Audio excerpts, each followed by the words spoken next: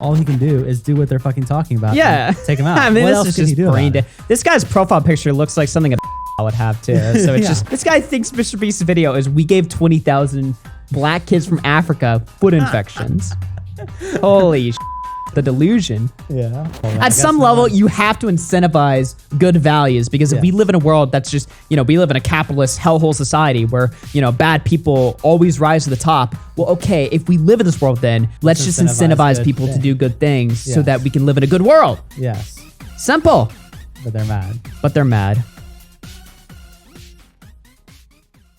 Well, would it be another day if Mr. Beast wasn't getting canceled on Twitter? Although this time, my God, the Matrix is working overtime to expose Mr. Beast. Like, they really want Mr. Beast to be a bad guy. I mean, he got canceled for like 3 different things, like in the last 2 days alone. And don't worry, we're gonna go into all of it because, my God, there's just so much to get into. So Mr. Beast made this video on his Beast Philanthropy channel called Giving 20,000 Shoes to Kids in Africa. And basically, if you watch the video, it's very short. It's a 4-minute video. They collaborate with an African charity there that basically turns recyclable materials into shoes for children. And so they just bought 20,000 of them and shipped them to various schools across South Africa. Who would possibly find an issue with this, right? Well, people did find an issue with this, right? So Dexterito tweets it out. They show everybody the cool shit that Mr. Beast is doing. But then this guy comes out, and don't worry, he is one of many that we're gonna go into today. And he says, people praising things like this good guy Mr. Beast ignore the reality that he makes a profit from these types of videos.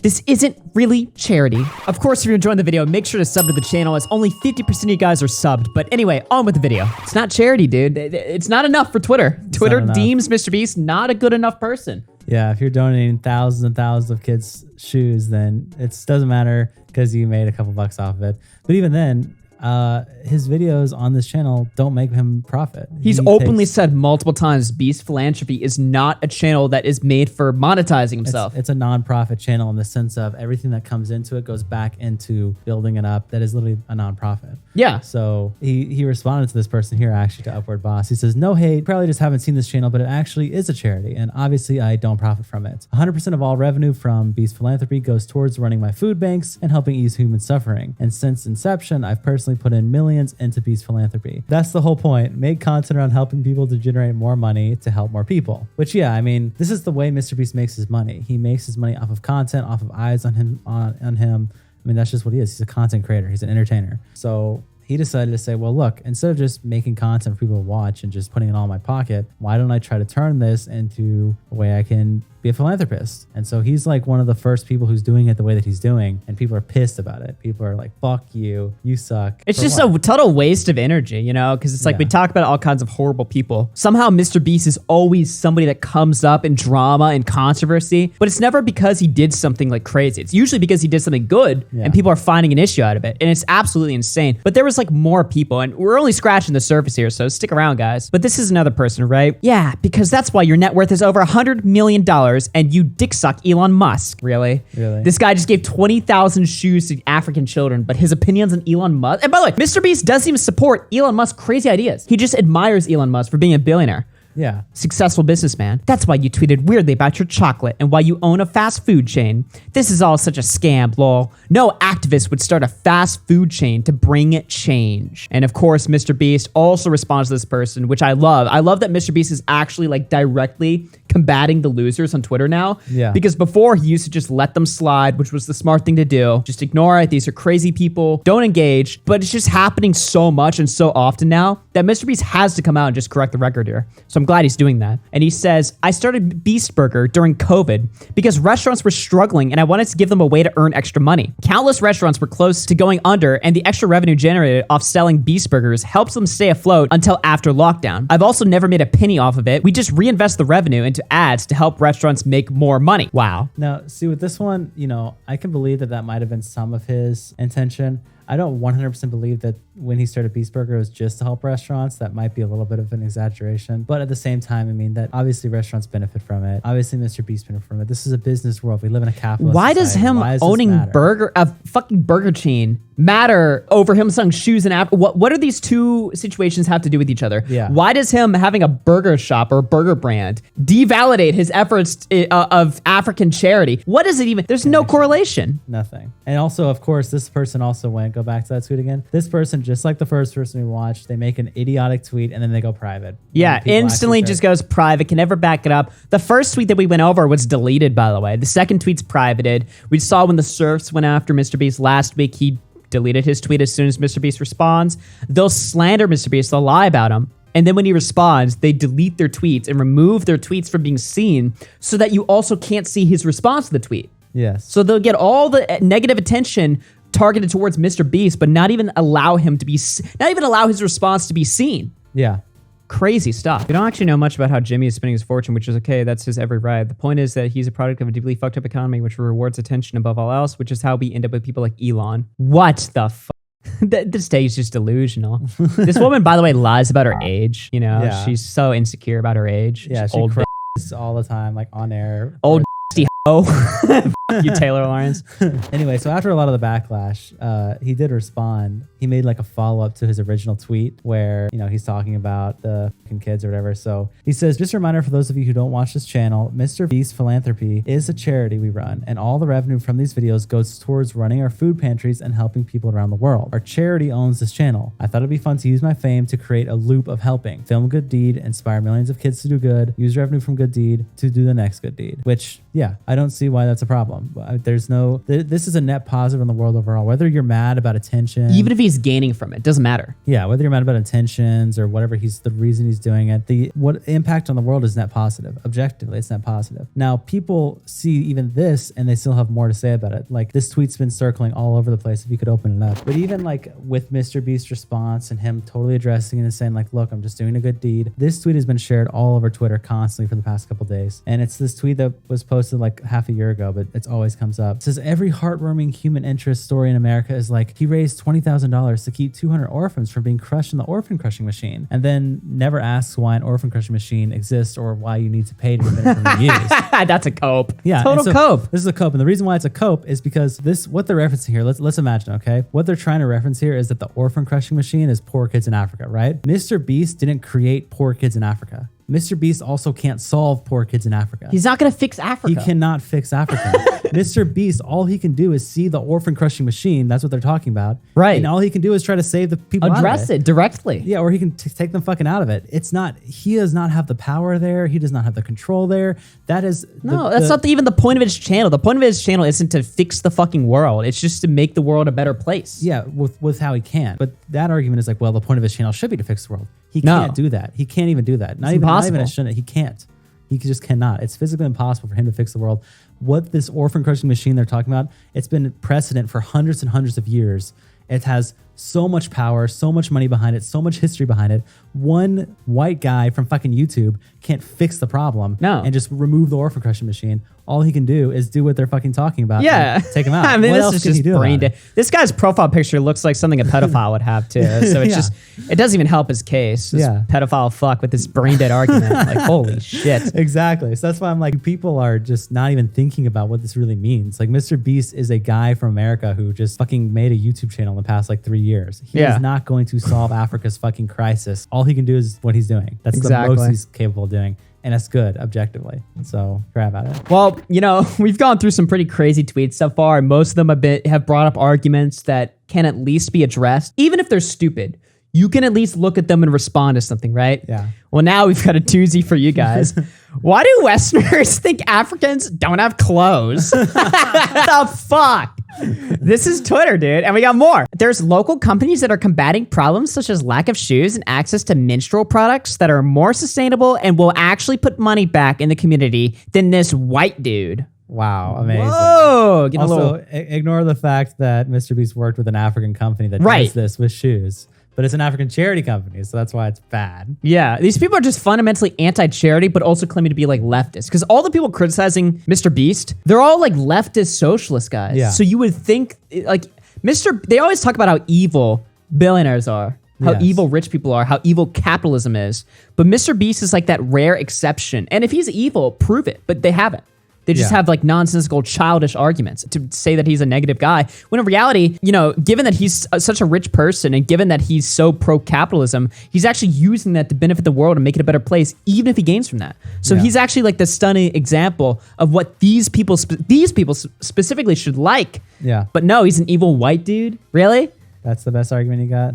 Dude really decided to go full white savior mode, huh? Link to a lovely article for anyone who is uneducated about why this is a problem. And then he links an article about white saviorism, I think, where it's like, if white people try to help people in Africa, then they're actually racist. Wow, amazing. We should just let Africa burn as white people. That would be the great thing to do. Clearly, that's what we should do. Jesus. Look, dude, this guy's tweet. Sandals would have been better because of the climate. Shoes put them at risk of foot infections. Wow. Wow, amazing dude. take, bro. Holy fuck. Thank you, Palma. Juan Palma. Okay, dude. Thanks for your... You're really smart. I can tell you're very Mr. Beast should just delete the whole video now. Yeah, he should totally listen to your opinion. This guy thinks Mr. Beast's video is we gave 20,000 black kids from Africa foot infections. Holy shit, the delusion. Yeah. Now, it would be disingenuous to just only show like dumb tweets and just point and laugh and be like, haha, you're an idiot. Anyone could look at the last 4 tweets we showed and realize why they're retarded, right? There are some somewhat educated perspectives on why what Mr. Beast is doing is actually harmful, but I still don't agree with it. But it is interesting to get into, right? So this is going to get into very minor, like economical situations here. But it is interesting nonetheless. It has been found that initiatives like Tom's Shoes, which provide footwear to impoverished people in Africa, flood the market and make it impossible for local businesses to compete, often having wider negative consequences despite good intentions. So what they're saying here is that Mr. Beast, working with this charity, puts local shoemaking businesses in Africa. Now they have no market because Mr. Beast has flooded the market with shoes now, and now these people aren't looking to buy the shoes, so that the shoemakers that already live in Africa, now they're all homeless and fucked because their jobs are ruined. That's what they're saying Mr. Beast has done. But there's a few problems with that logic. First of all, on paper, that logic does sound impressive, maybe. But just think about it realistically. We're talking about children here, right? Those shoemakers that were making shoes in Africa are making shoes for like the market that exists that wants the shoes in Africa. These children weren't that market. They're too poor and impoverished. They're in situations that prevent them from being able to have shoes in the first place. Yeah, they're not supplying any demand to the market because they're not purchasing anything. Yeah, so Mr. Beast is only supplying the shoes to the children who are not already in the demand of receiving shoes from the shoemakers because they don't have shoes, right? Right. Now, obviously, you can argue, well, maybe they would have gotten it, and we don't know that. But that's why it all gets into like theory because it's all theoretical. It's all theoretical. Especially right now, there's no, at least around Mr. Beast, there's no like hard data to prove like, well, this business was doing well, and then after Mr. Beast came in, now it tanked. We don't have anything like that. It's just purely like theory. So yeah, I mean, maybe it's true. I have no idea. Either way, this person makes a good point in the response. They say, shoe store goes out of business because philanthropists donated shoes to the locals instead. Out of curiosity, what is your economic stance? Capitalistic? Socialistic? Your argument here is anti-charity, by the way, which it objectively is. It is. It is an anti-charity statement, which is weird. I've always, like my entire life, charity has always been something that's been taught as like a good thing, like principally speaking. They're making an economic argument as to how Mr. Beast could have just fucked the whole, all of South Africa's owned because he ruined the shoe market. Yeah. It just sounds, I mean, at least it's coming with some sort of like, there's an attempt at making a logical argument to, you know, challenge Mr. Maybe Beast. Somehow it ends up true. I mean, I just don't see it. It could be true. I just don't see it myself. Yeah, personally, I'm gonna have to wait on that one. Like we said before, though, Mr. Beast has been getting canceled, not just for this stuff, but a couple days ago, he got canceled for his new chocolate bars that he launched because he also launched, along with the chocolate bars, a program incentivizing people to clean up the chocolate bar like areas in the shopping market, you know, to clean up the stores, the presentation. And if you do clean up this presentation, you get to enter in some sort of giveaway for money, potentially $5,000. Now, again, you might be thinking this is a totally optional activity. It also encourages good behavior, cleaning up your local area, helping in the store or whatever, doing it for free. How could this be a problem, right? Well, of course it was a problem because according to this person, Mr. Beast just unlocked a new form of capitalism. I hate it here. Yeah. It's always these same people. Yeah. These same specific people that just always have an issue with this stuff. Yeah. Well, they're trying to claim that what Mr. Beast is doing is making people do free labor. But the difference is here is that when you put that like label on someone like Mr. Beast, there's like an implication that he's causing these people to like suffer and starve while they're doing the labor. These aren't fixing up a fucking little stand here is causing you to suffer. Yeah. Well, there's no expectation for these people to do the labor. They're implying that there's like an expectation for them to do the job and then they're not going to get paid for it. Yeah. There is no expectation for them to do anything. Mr. Beast is not their boss. These people are not Mr. Beast employees.